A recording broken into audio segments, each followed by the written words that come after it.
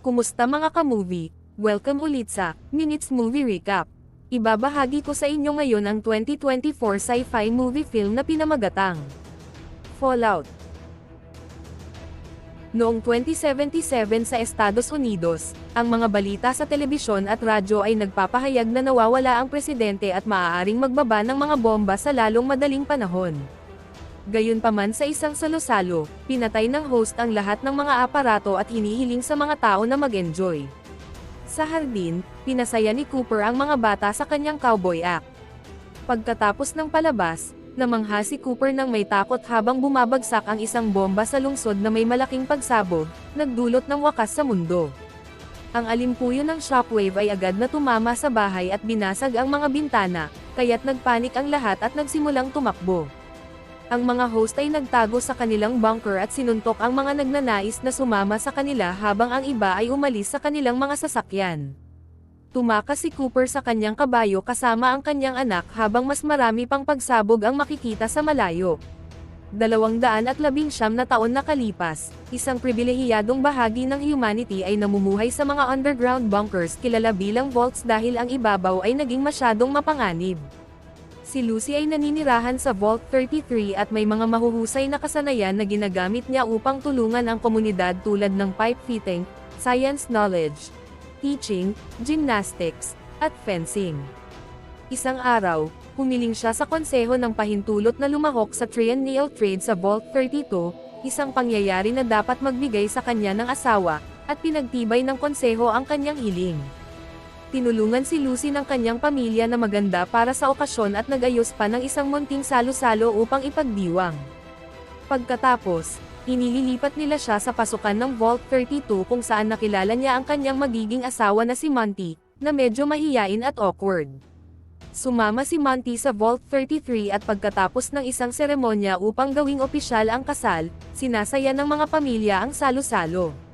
Samantalang abala ang lahat, pumunta sina Monty at Lucy sa kanilang silid at nangyari ang dapat mangyari. Samantala, binisita ni Norman ang Vault 32 at nagulat nang makita ang isang patay na taniman ng trigo. Pumasok siya sa pinakamalapit na bahay at napansin na magulo ito, parang may isang taong nanggulo.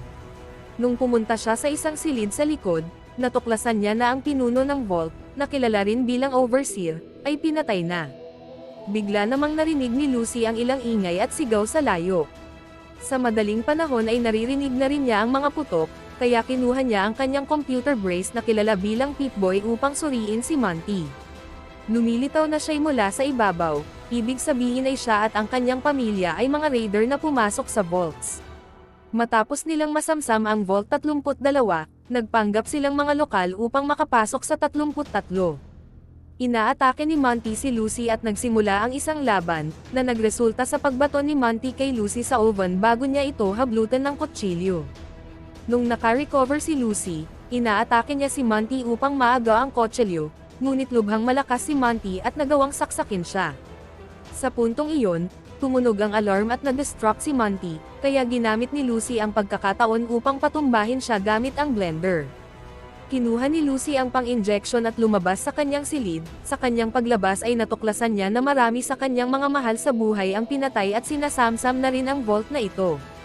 Kinuha niya ang mga armas at tumakas, pinatay niya ang mga raider sa madadaanan niya.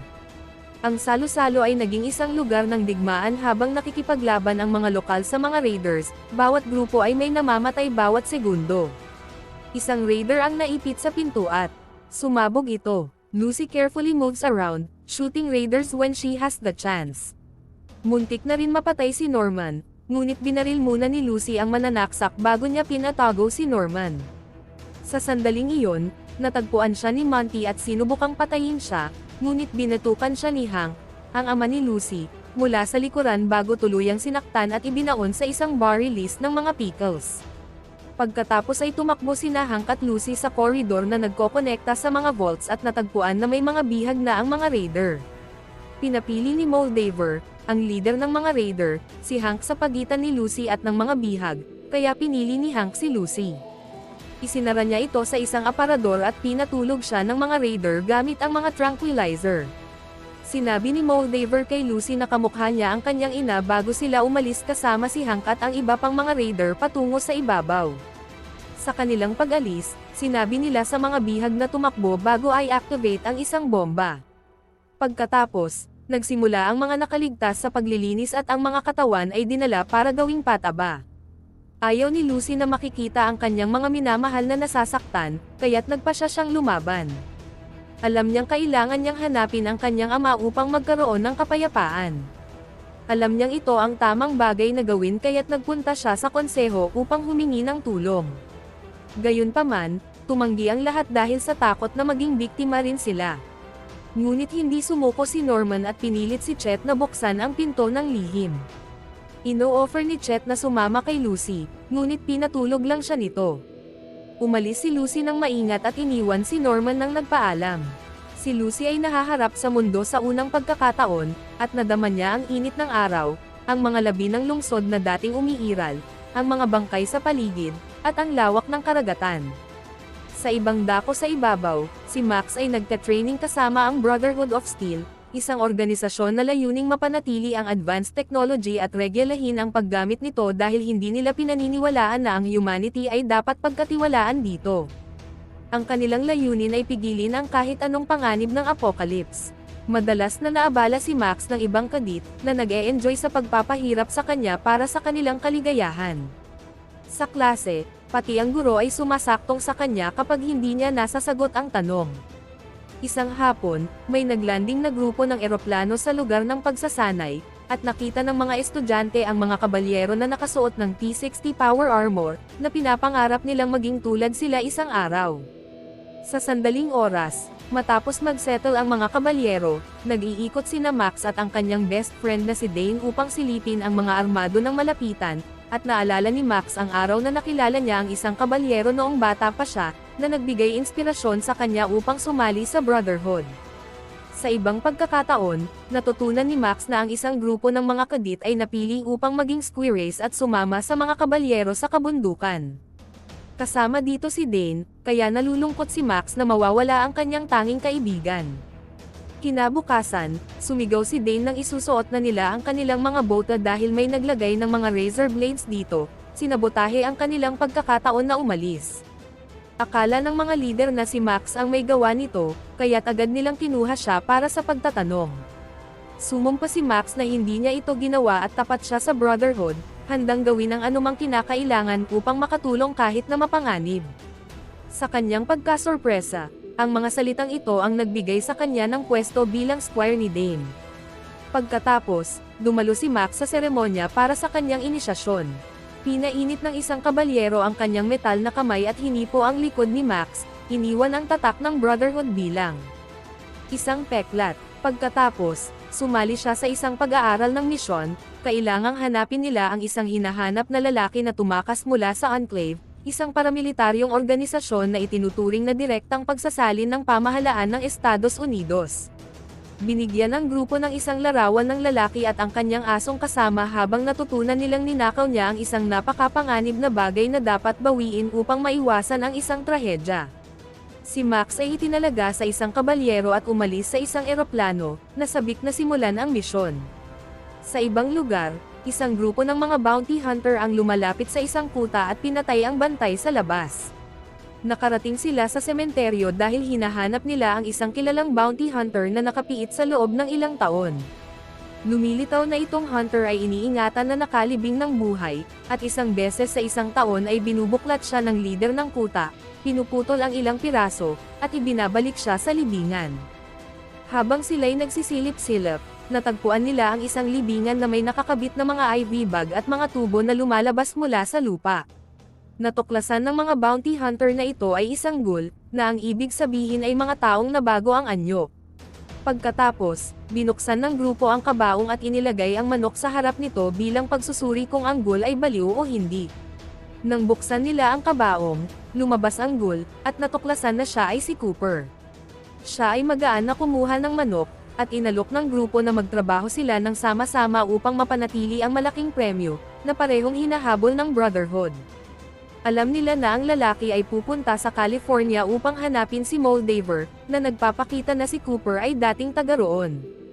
Gayunpaman, nagagalit si Cooper sa pagbanggit ng kanyang nakaraan at agad na umatake, pinatay ang dalawang hunter at sugatan ang pangatlo, na ibinato niya sa kanyang dating libingan bago umalis.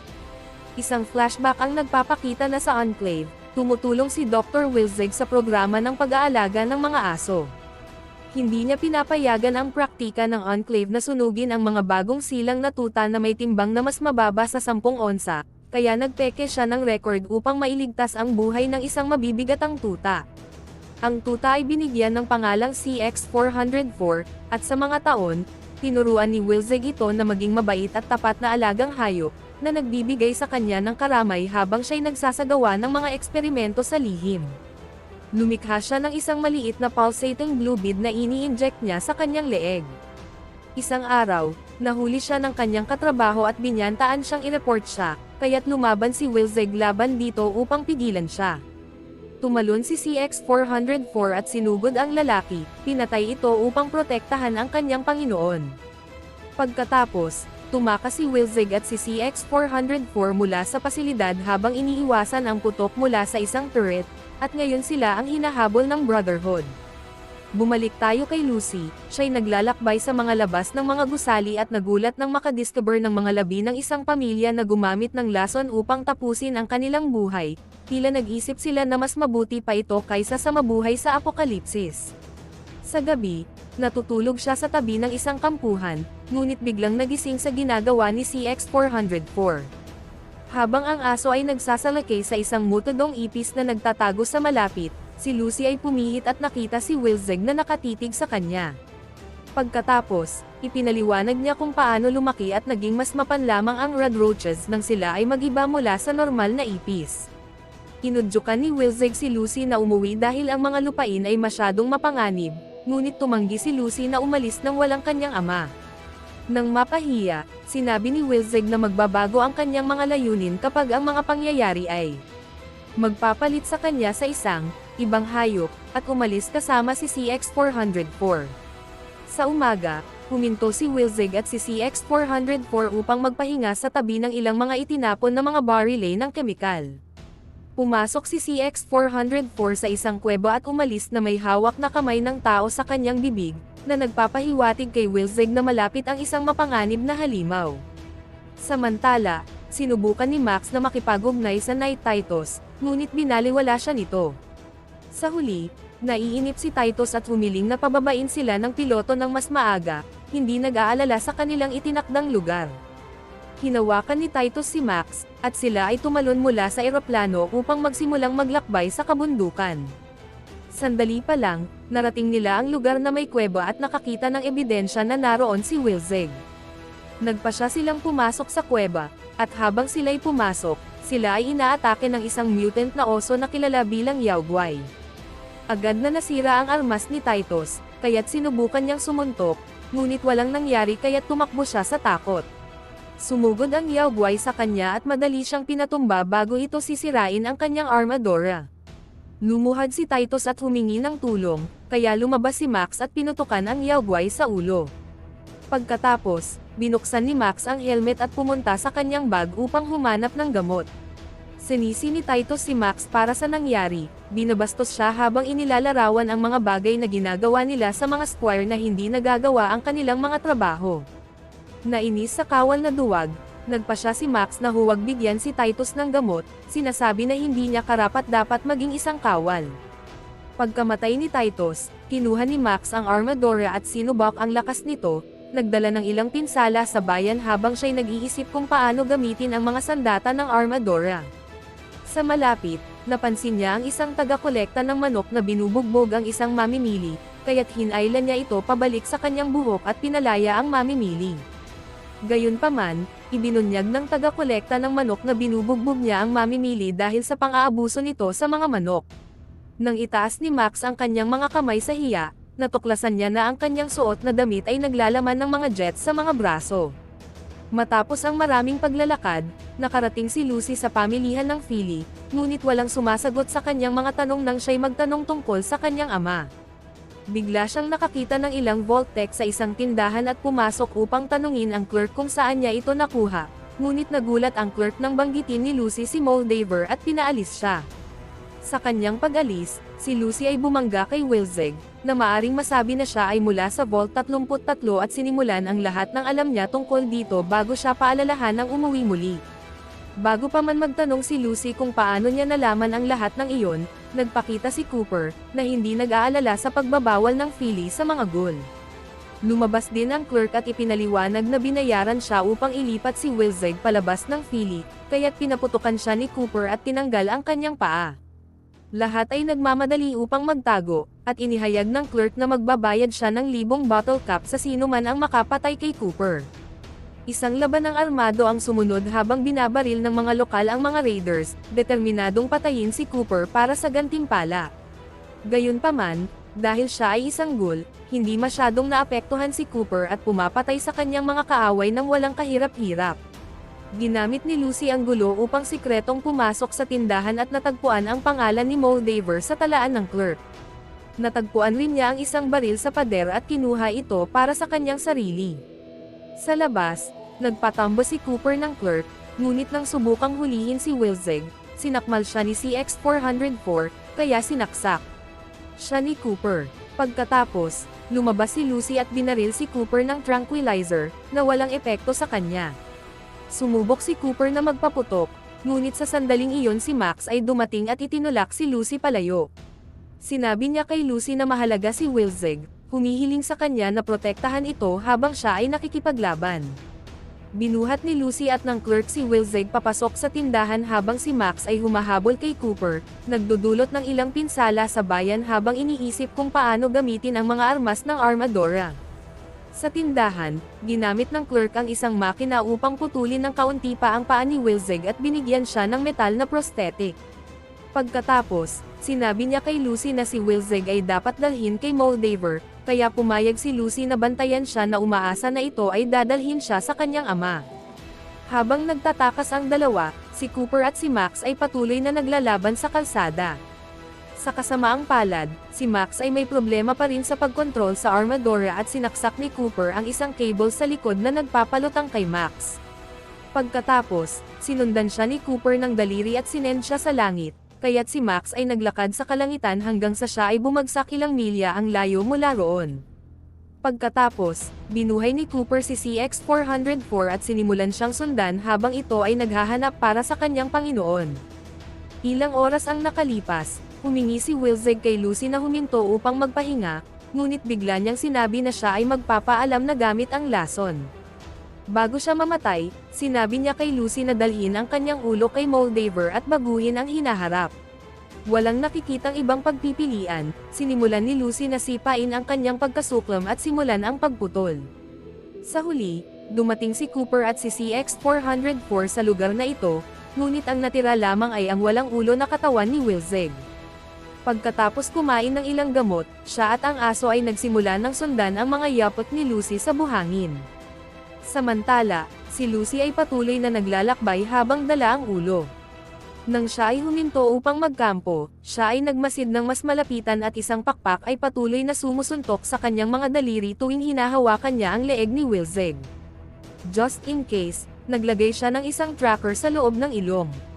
Sa ibang lugar, si Max ay sinusubukang ayusin ang Armadora ng isang mensahe mula sa base ang dumating sa radyo.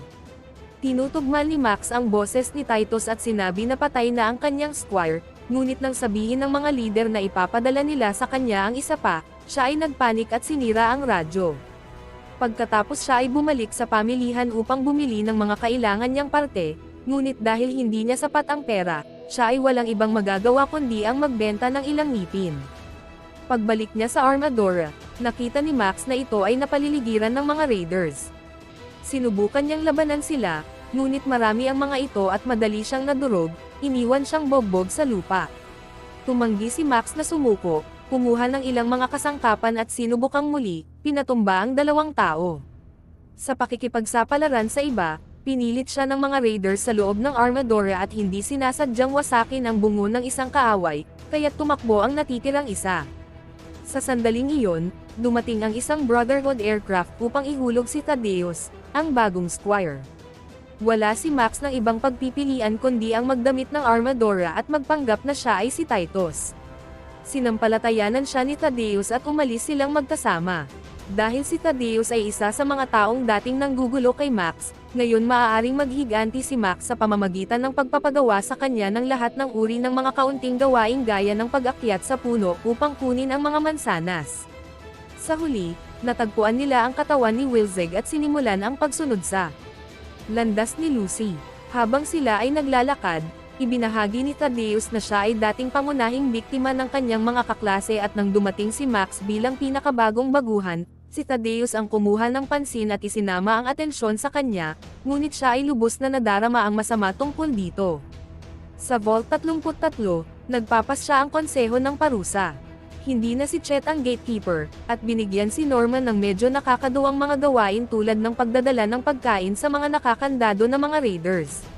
Sa huli, inihayag ng konseho na ibabalik nila ang mga raiders upang gawing mamamayan ng Vault.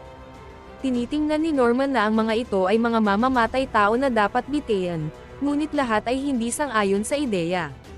Sa sandaling iyon, sinasabi ng isang technician na halos wala ng tubig para sa mga lokal, kaya hindi nila kayang tapdin ang mga raiders. Bumalik kay Lucy, nakarating siya sa isang binabahaang lungsod at sinubukang maging kaibigan ang isang osa, subalit bigla na lamang may isang halimaw na sumulpat mula sa tubig at sumunggab sa osa bago itago muli. Nang haharapin ni Lucy ang ibang direksyon, ang halimaw ay sumalakay at hinatak siya palayo, kaya binaril ni Lucy ito. Hinayaan siya ng halimaw ngunit ito ay kumuha ng ulo habang tumatakas. Si Lucy ay handa nang magtalon sa tubig at sundan ang tracker, ngunit biglang dumating si Cooper at sinaktan siya. Matapos ipaliwanag ni Lucy kung ano ang nangyari, isinabot siya ni Cooper at itinapon sa tubig bilang pandaraya. Agad na lumitaw ang halimaw at hinatak ni Cooper si Lucy palabas, pilitin ang malaking nilalang na lumabas sa tubig. Agad itong kumapit sa binti ni Lucy at itinulak si Cooper palayo, ngunit habang sinisimulan ni Lucy itong paluan ng kanyang bag, kinagat ito ni CX-404 at tinakat ito. Nahuhulog ang loob ni Cooper, nagpasya siyang umalis at hinayla si Lucy kasama. Sandali pa, dumating si Max at Thaddeus at sinubukan ng halimaw na sumalakay sa kanila. Binuksan ni Max ang apoy ngunit hindi masyadong epektibo. Bigla na lamang, binaril ni Thaddeus ang halimaw mula sa malayo, na nagpangyari rito na sundan siya. Habang sinusubukan nitong lunukan si Thaddeus, hinayla ni Max mula sa kabilang dako, na nagdulot sa mga paa ni Thaddeus na samalo sa lalamunan ng halimaw kaya't ito ay sumuka at namatay. Lumabas ang ulo ni Wilzeg at agad na lumitaw si CX-404 upang suriin ito. Pagkatapos ng mahabang lockeran, dumating sina Lucy at Cooper sa isang lumang klinika kung saan nakakita sila ng isa pang ghoul na nanginginig sa sakit dahil wala na itong gamot. Binaril ito ni Cooper upang tapusin ang kanyang kalungkutan, pagkatapos ay sinimulan niya itong balatan upang gawing jerky. Nagprotesta si Lucy, ngunit pilit lamang siyang pinilit ni Cooper na tumulong. Pagkatapos, huminto ang dalawa upang kumuha ng tubig mula sa maruming kalaliman at bigla na lamang nagkaroon ng ubo si Cooper. Ginamit ni Lucy ang pagkakataon upang tumakas, ngunit halos mahulog sa isang malaking bangin. Dahil sa kanyang pagkabigla, madaling nagamit ni Cooper ang kanyang lubid upang hilahin siya pabalik. Sa desperasyon, kinagat ni Lucy ang kamay ni Cooper at sa kasalukuyan ay napakunan ng isang daliri, kaya't binigyan siya ni Cooper ng kapalit. Sa huli, nakarating ang dalawa sa Super Duper Mart, kung saan nais ni Cooper na ipagpalit si Lucy sa gamot na nagpapanatili sa kanyang katinoan. Pagkatapos niyang ipasok ito sa gusali, bigla na lamang siyang nawalan ng malay. Sa loob, natagpuan si Lucy ng isang robot, na nagbibigay sa kanya ng isang sintetikong daliri bago ito makapatid sa kanya habang ipinapahayag nito na kukunin nito ang kanyang mga organo. Nang muling magising si Lucy sa isang stretcher at habang dinadala siya ng robot, natuklasan niya na mayroong mga babaeng nagiging mutant na nakakulong sa hola kasama ang 2 mandarambong bilang mga gwardya.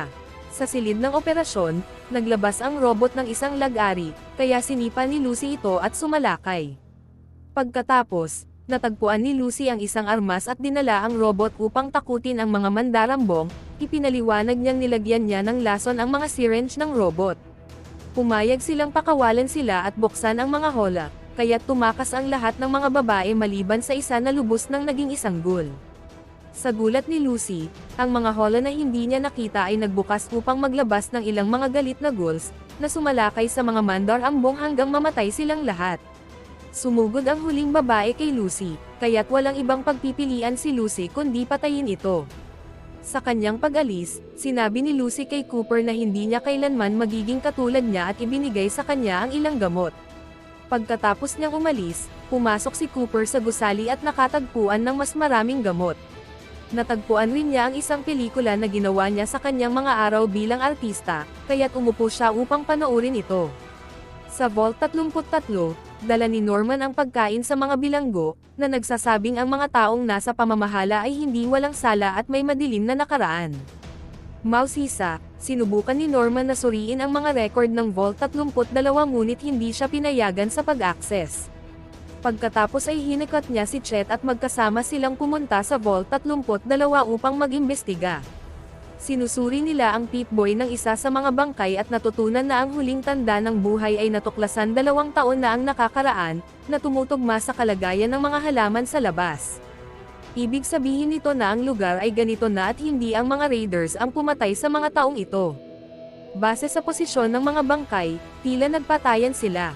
Nakasulat sa dugo sa isa sa mga pader ang mga salitang, "Alam namin ang katotohanan." Habang pumupunta pa sila sa loob, natagpuan ng dalawa ang patay na overseer na nakatali sa isang upuan at ang pader ay nagsasabi ng, "Kamatayan sa pamamahala." Sa pagsuri sa log, natutunan ni Norman na ang mga raiders ay pumasok gamit ang Pip-Boy ng kanyang ina. Pabalik kay Max at Thaddeus, huminto sila upang magpahinga sa isang iniwang train station. Banilad ni Max si Thaddeus upang gawing opisyal na kanyang squire at nagpa siya na ibunyag ang kanyang pagkakakilanlan. Tinanggihan ni Thaddeus na tulungan siyang magkasinungaling dahil natatakot siya sa Brotherhood, kaya't sinubukan siyang patayin ni Max. Ngunit mabilis na kumilos si Thaddeus at pinatay ang armor sa pamamagitan ng pagkuha ng fusion core, iniwan si Max sa loob. Pagkatapos ay umalis si Thaddeus kasama ang ulo ni Wilzeg at CX-404. Kinabukasan, bumalik ang isang grupo ng Red Roaches sa armor, ngunit dumating si Lucy at binaril silang lahat sa loob ng ilang segundo. Pagkatapos, binuksan niya ang pabilog na pinto ni Max ngunit nag-atubiling tulungan siya, hindi alam kung kanino siya magtitiwala. Bigla siyang sumuka, kaya't sinabi ni Max na ang pangalan niya ay Titus at kumbansihin siyang tulungan siya upang may bahagi ang ilang gamot, kung hindi mamamatay silang pareho. Binuksan ni Lucy siya mula sa armor bago siya mawalan ng malay. Nang magising si Lucy, malakas na siya dahil sa gamot ni Max, at ipinaliwanag ni Max na maraming tao ang naniniwala na may mga halimaw sa mga vault at hindi mga tunay na tao. Sinabi ni Lucy na nag-aalok ng deal, gagamitin niya ang kanyang tracker upang dalhin siya sa ulo, at kapalit niyon tutulungan niya siyang iligtas ang kanyang ama gamit ang kanyang mga sandata ng Knight. Pumayag si Max at umalis sila ng sabay. Habang naglalakad sila, dumaan sila sa ilang mga manlalakbay, at pinapanatili ni Lucy si Max na lapitan ang mga bagay ng payapa. Lahat ay nagsimulang kumilos ng itaas ang kanilang mga kamay, nang makita ng mga manlalakbay ang Pip-Boy ni Lucy. Sinubukan nilang atakihin, kaya't agad na binaril ni Max ang parehong ito at nagkaroon siya ng sugat sa kanyang braso. Pagkatapos ay ipinaliwanag niya kay Lucy na ang mga manlalakbay ay fiends, ibig sabihin ay kumakain sila ng tao. Patuloy ang dalawa sa kanilang paglalakbay at narating nila ang Shady Sands, na may tanda na nagsasabi na may populasyon sila na 34,000 matapos ang digmaan. Si Lucy ay nabigla dahil ang layunin ng Vault ay ang magbalik populasyon sa mundo balang araw, gayunpaman may mas maraming tao sa ibabaw kaysa inaasahan niya. Napagtanto niya na ang buong kanyang buhay ay isang kasinungalingan. Upang magpahupa sa kanya, ipinakita ni Max na hindi gumana ang mga pagsisikap matapos ang digmaan sa pamamagitan ng pagpapakita sa kanya ng isang malaking bangin at ang sinira na lungsod. Sa katunayan, siya ay nakatira dito at nakaligtas sa pamamagitan ng pagtatago sa isang fridge. Sa sandaling iyon, napagtanto ni Lucy na si Max ay sobrang dumudugo, kaya't pumunta sila sa ilang lumang mga laboratorio upang hanapin ang isang unang tulong na kit. Siya ay bigla ang pumasok at nang subukan ni Max na sundan siya, ang mga pinto ay sumara sa kanya at nagdulot ng pagkahilo nila. Nang sila ay magising, natagpuan nila ang kanilang sarili sa isang vault.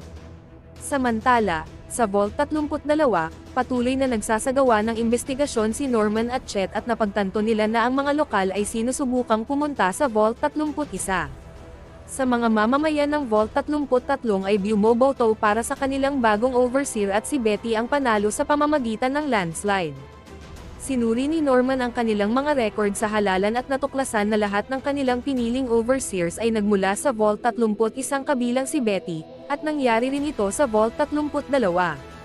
Kinabukasan ay inihayag ni Betty na nakipag-usap siya sa mga tao sa 31 at pumayag silang magpadala ng mga tao sa 32 upang mag-reveal.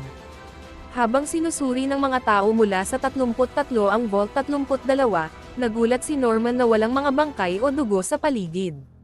Napagtanto ng mga ito na may kakaibang nangyari, tinanong ni Norman si Betty kung ano ang nangyari sa Pip-Boy ng kanyang ina, at siniguro niya itong inilibing ito kasama ng kanyang ina. Isang flashback naman ang nagpapakita na noong mga araw ng kanyang pag-arte, si Cooper ay naging mukha ng advertisement ng Vault-Tec. Nagre-record siya ng isang paglilibot sa paligid ng Vault 4, sinasabi na ito ay magbibigay ng proteksyon laban sa mga komunista. Ang lugar na ito ay lubos na nasakupan ng mga siyentipiko at may kabuuang 80 upang magpatupad ng isang 5 taong pagsusuri. Pagkatapos ng trabaho, ang asawa ni Cooper na si Barb ay nag-host ng isang salo-salo, at medyo nalungkot siya na marinig ang kanyang mga kaibigan na artista na sinasabi na dahil sa paparating na digmaan ay tapos na ang Hollywood, kaya ang pagtatrabaho upang i-promote ang mga produkto ang kanilang kinabukasan. Nagtatrabaho rin si Barb para sa Vaults at mayroon ng Pip-Boy, kaya nag-aalala si Cooper sa kinabukasan ng kanyang pamilya. Tila ng mga Vaults ang napakakakapit na mga patakaran, tulad ng hindi pagtanggap sa mga aso, at iniisip ni Cooper na maaaring kulang ang kalayaan doon. Madalas itong magdulot ng alitan kay Barb. Sa kasalukuyan, tinitimbang si Cooper ng 3 sheriff at inaresto siya. Dinala siya nila upang makita ang kanilang amo at binabalik pa nga sa kanya ang kanyang daliri, na sinimulan niyang itahi. Kakilala ng amo si Cooper noong mga dating araw, kaya pinatigil niya ang kanyang mga tauhan na ihagis ang kanilang mga armas. Pagkatapos niyang tapusin ang kanyang daliri, agad siyang sumalakay at pumatay sa 3 sheriff. Sa kanya tinanong ang amo kung bakit may poster ng hinahanap na si Moldaver sa kanyang pader. Nakilala ni Cooper ito at isang flashback ang nagpapakita na noon, dumalo siya sa isang lihim na pulong para sa Hollywood Forever. Doon niya nakilala si Moldaver, na nagpakilala bilang pinakamalaking tagahanga ni Cooper. Bumalik sa kwento ni Lucy at Max, binubuno sila ng mga doktor ng Vault at hinihiling na maghintay sila hanggang siguradong walang radiation sa kanilang katawan. Ginamit ni Lucy ang pagkakataon upang tanungin si Max kung gusto niyang maging malikot, ngunit aminado si Max na kulang siya sa tamang kaalaman at sinabi niyang hindi niya magagawa iyon dahil siya ay isang knight. Nirerespeto ni Lucy ang kanyang desisyon habang sa labas, isang tanda ang nagpapakita na nasa isang silid na tinatawag na test subjects. Sa sandaling iyon, pinayagan silang pumunta sa mess hall upang kumain ng tanghalian at iniuugnay ni Max ang mga Vaults sa isang kalto. Nakilala nila si Overseer Ben, na mayroong isang solong mata sa gitna at kinumpirma na ito ay Vault 4. Ipinaalam niya sa kanila ang mga patakaran at humiling na huwag silang pumunta sa level 12. Pagkatapos na umalis si Ben, masinsinan na tinitigan ni Lucy at napagtanto na lahat ng mga lokal ay hybrid na tao. Mausisa, pumunta si Lucy upang kausapin si Ben sa kanyang opisina at natutunan na tinatanggap ng Vault 4 ang mga refugee mula sa ibabaw, na medyo kakaiba. Nagtanong rin siya tungkol sa level 12, na nagtulak kay Ben na paalisan siya. Samantala, pumunta si Max upang suriin ang kanyang armor, na naisave rin. Nagdesisyon siyang pumasok sa power room upang magnakaw ng fusion core at ayusin ang armor, ngunit nahuli siya ni Birdie sa kanyang gawain. Binigyan siya ni Birdie ng Pip-Boy at pinadala siya sa Unit 428, kung saan binigyan siya ng sarili niyang apartment. Sa wakas, nakakaranas si Max ng simpleng kasiyahan tulad ng telebisyon, musika, masarap na pagkain, at malinis na tubig. Naglakbay si Lucy at natagpuan ang isang silid-aralan na may modelo para sa Shady Sands.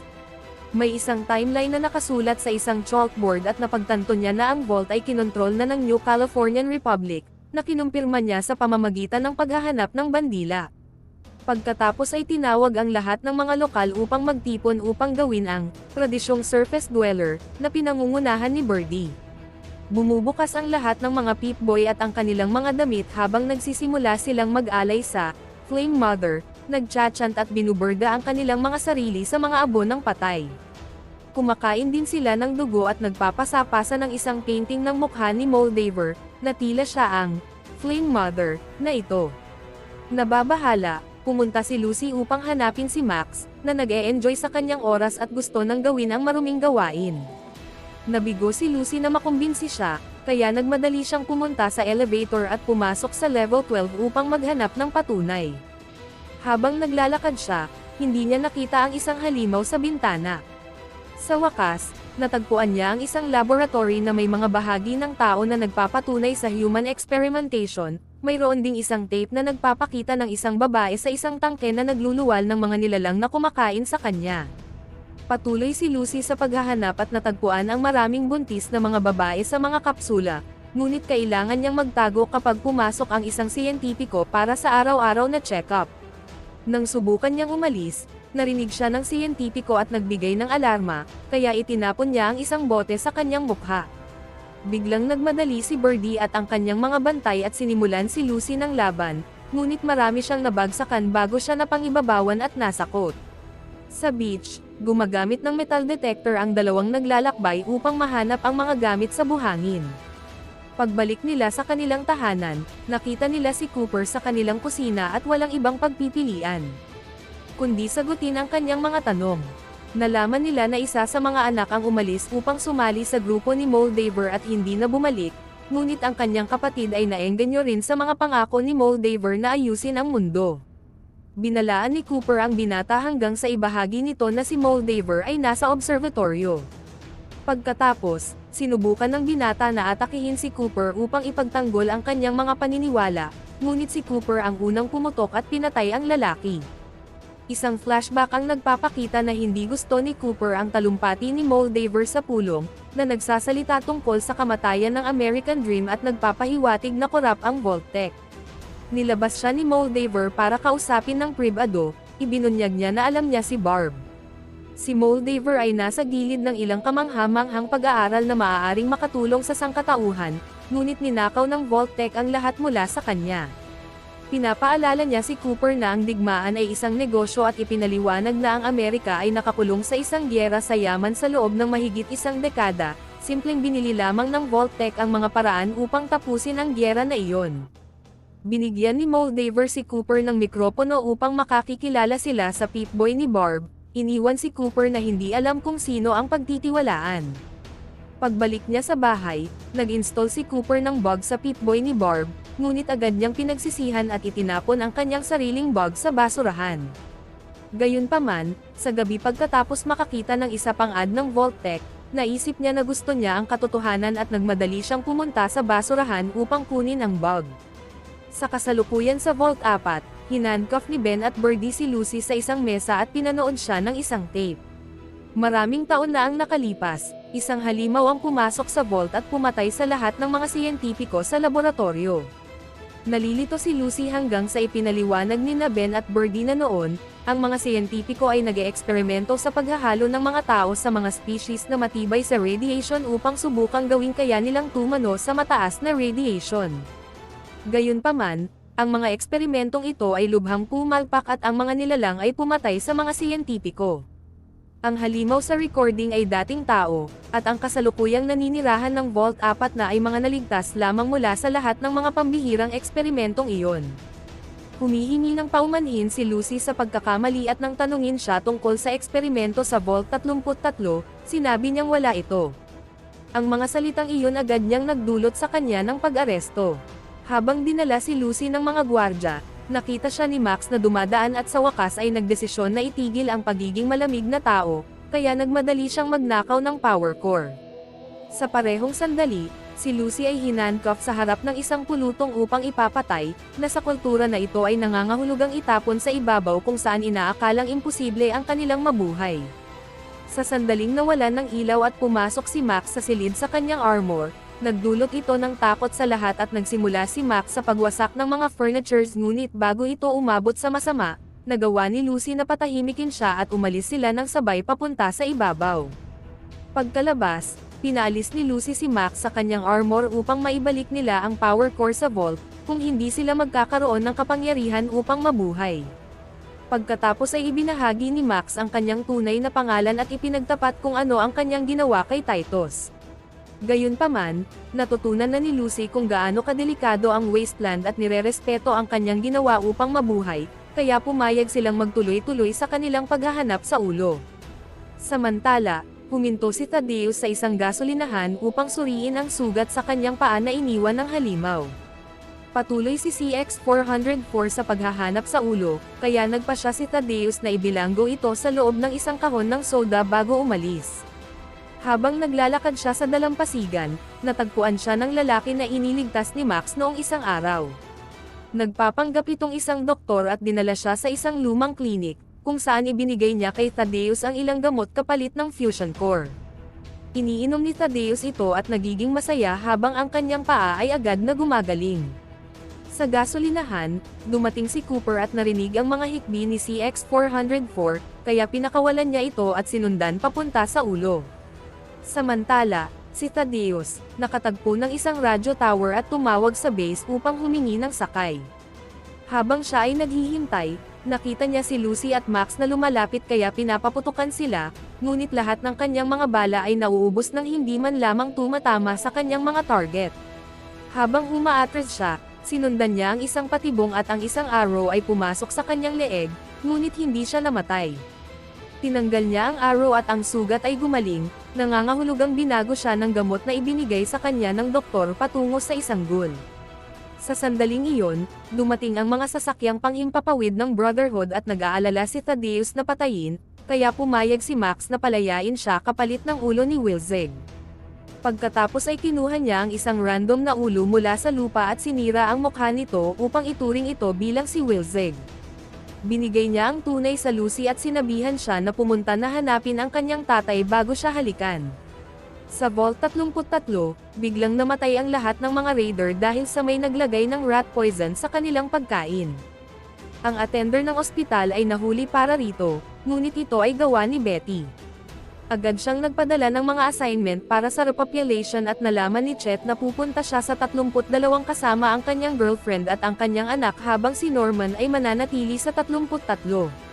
Nag-organisa si Betty ng isang malaking seremonya upang ipadala ang mga bagong tumira sa 32 at may lalaking sumubok na tumanggi, ngunit ang presensya ng mga gwardya ay pilit siyang pumayag na tanggapin ang pagbabago. Habang ang lahat ay abala, pumasok si Norman sa opisina ni Betty at gumamit ng computer upang makipag-ugnayan sa Vault 31. Nagpanggap siya bilang si Betty at sinabing nauwi ang misyon, kaya sinabihan siyang bumalik sa 31 kaagad. Bumukas ang pinto patungo sa Vault 31 at nang pumasok si Norman, siya ay nagulat sa kanyang nakita. Samantala, si Max ay dinala pabalik sa base at ipinakita ang ulo sa leader, na agad na nakita na ito ay peke. Inanunsyo ng leader na si Max ay isang traidor para sa pagsasak ng sugat ni Dane at pagpatay kay Titus, ngunit bago mabibitay siya ng mga knights, sinabi ni Max na alam niya kung nasaan ang ulo at kinumpirma ni Dane na sila ang naglagay ng mga kutsilyo sa kanilang mga boto dahil takot sila sa misyon, kaya nanalangin sila para sa awa para sa kanilang kaibigan. Ngayon ay may pagkakataon na si Max na ipaliwanag na si Titus ay isang duwag, kaya pumayag ang leader na siya ay dapat mamatay at inanunsyo na si Max ay tutulong sa kanya para makakuha ng kapangyarihan. Samantala, si Lucy ay dinala ang ulo sa base ni Moldaver, kung saan ang mga tao ay nakikisama sa mga ghoul. Si Hank ay nakakulong sa isang hola at si Moldaver ay kumakain kasama ang isang ghoul sa mesa. Binibigay ni Lucy kay Moldaver ang ulo at kaagad itong inaalis ang maliit na bola mula sa leeg. Bago niya palayain si Hank, gusto niyang malaman ni Lucy ang katotohanan, ipinaliliwanag na si Hank ay hindi ipinanganak sa vault. Sa parehong oras, natuklasan ni Norman na ang overseer ng 31 ay isang utak lamang sa isang maliit na computer. Nung napansin ito ni Norman, binabantayan siya at natuklasan ang DNA ni Hank ngunit sinubukan pa ring palamigan siya, kaya si Norman ay umiwas lamang para makaiwas dito. Pagkatapos, Binuksan niya ang isang pinto at nagulat nang makita ang Buds na mga sanggol na nasa mga test tube na nilikha at isinama ng espesyal upang panatilihin ang sangkatauhan sa ilalim ng tamang pamamahala. Ang isa pang flashback ay nagpapakita kay Cooper na bumibisita sa trabaho ni Barb, ngunit dahil may meeting siya, kailangan niyang maghintay. Ginamit niya ang pagkakataon upang silipin siya at natutunan na ang korporasyon ay nagtatagumpay laban sa mundo, na nagpapasya na maaari nilang lampasan ang lahat sa pamamagitan ng pilit na pagpapalubog sa isang apocalypse upang iwasan ang pakikidigma sa gyera. Nung nagsimula silang mag-away sa kung paano magpatuloy, inihayag ni Barb na mayroong 100 volts sa buong Amerika, maaari nilang gamitin ang bawat isa bilang isang eksperimento sa agham upang makita kung sino ang may pinakamahusay na ideya para sa kaligtasan ng sangkatauhan. Sa kasalukuyan, ipinaliwanag ng utak kay Norman ang parehong plano. Ang Vault 31 ay puno ng mga tagapamahala na nasa cryogenic freezing habang ang Vaults 32 at 33 ang breeding pool. Sila ay ginugol sa genetic upang magpakasal sa mga buds upang lumikha ng isang uri ng mga super manager, mga tao na magmamana sa lupa pagkatapos ng paglilinis sa ibabaw. Lahat ng ito ay nangangahulugang ang mga bomba ay sinadya na ibagsak ng pamahalaan upang lumikha ng tunay na monopolyo, at pagkatapos ay ipinakita na si Hank ay dating assistant ni Barb. Sa kasalukuyan, sinasabi rin ito ni Moldaver kay Lucy na ang istorya. Sinasabi na nagsinungaling si Hank sa kanyang asawang si Rose din. Gayunpaman, matalino si Rose at ayon sa ilang mga tala, natuklasan niya na ang ilang mga sibilisasyon ng Vaults ay bumalik sa ibabaw. Tinawag na stupid ni Hank ang kanyang ideya, kaya umalis si Rose sa Vault nang malaman niyang may itinatago siyang bagay. Dinala niya si Lucy at Norman sa kanya, at nang malaman ni Hank na nawawala ang kanyang mga anak, lumabas siya at sinunog ang Shady Sands. Pagkatapos ay dinala ni Hank ang kanyang mga anak pabalik sa Vault. Habang si Lucy ay simula nang makakita ng ilang alaala ng pagkabata ng iba, ipinaliwanag ni Moldaver na ang imbento ni Wilczek ay cold fusion, nangangahulugang walang hanggan na enerhiya. Sumigaw si Hank habang sinusubukan niyang kumbansihin si Lucy sa kanyang panig, kaya ibinunyag ni Moldaver na ang ghoul sa mesa ay si Rose. Kinumpirma ni Lucy na totoo ito nang makita niya ang kwintas ng kanyang ina. Labis na nasaktan, pinilit ni Lucy si Hank na ibigay kay Moldaver ang code na kailangan niya upang paganahin ang isang espesyal na computer na gumagana sa sistema ng Vault. Samantala sa Vault 31, sinubukan ni Norman na umalis, ngunit ang mga pinto ay nagsara at iniwan siya. Dahil wala siyang ibang pagpipilian upang mabuhay, naglagay siya ng sarili niyang kanya sa isang tulog sa isa sa mga pods. Balik kay Moldaver, ginamit niya ang cold fusion ni Wilczek sa computer, ngunit bago niya matapos ang proseso, dumating ang Brotherhood sa kanilang mga sasakyang panghimpapawid. May labanan habang parehong panig ay nagpapaputok, na nagdudulot ng maraming pagkamatay at pinsalang dinatnan ang buong lugar. Si Max ay nagtatakbo habang sinisikap na protektahan si Dane at ginagamit ng mga knight ang kanilang mga suit upang yuyurakan ang bawat isa. Ginamit ni Hank ang digmaan upang patunayan kay Lucy na ang digmaan ay hindi nagbabago at tama ang kanyang mga tao sa nais na linisin ang sangkatauhan. Gayunpaman, umiiyak si Lucy para sa kanyang ina at tumanggi na palayain siya. Dahil sa mga armas ng mga knight, agad na pumasok ang Brotherhood habang patuloy silang nagpapapaputok sa sino mang dumating sa kanilang daan. Bigla nilang nakita ang isang anino sa likod ng silid, si Cooper, na alam na ang armadong ito ay may kahinaan sa chest plate at madali nitong pinatay ang isang knight.